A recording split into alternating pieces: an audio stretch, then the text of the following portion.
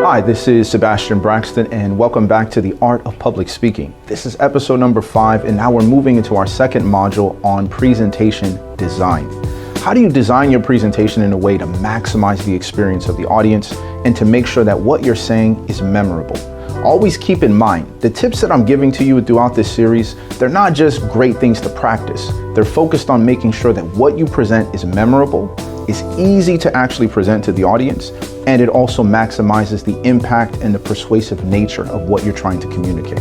That's always intrinsic. People want to feel better, do better, or live better because of the things that you said, and that should be invested in it. Now, this presentation design concept is really important, and I want to kind of use the concept of a roadmap. So if you kind of had a map or a GPS that said, these are the directions, these are the steps that we're going, it makes it a lot easier for the audience to follow, and it also makes it a lot easier for you not to forget exactly what you want to say when you want to say it. Many times when you're giving a presentation, it's not just what you're saying, but when you say it, that also can determine its power and impact on the audience.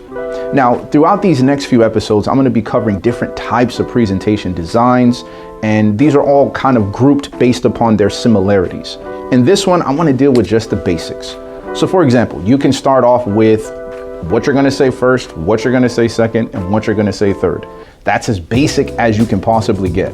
Now, you can also get forward into what we call the points model. And that means you just decide what points you want to make, and you just go from point 1, point 2, point 3, etc., etc.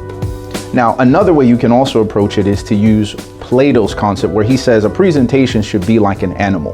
It should have a head, it should have a body, and it should have a tail. In other words, an introduction, a body, your main points, and a conclusion.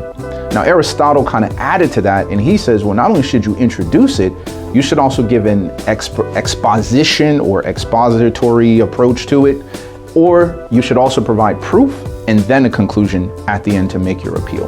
Now, these are just some basic structures, but keep in mind in the future episodes, we're going to get a little more fancy with it, give you a little bit of style. You can choose what fits for you and better design it so the audience can follow you and you can continue to improve at the art of public speaking.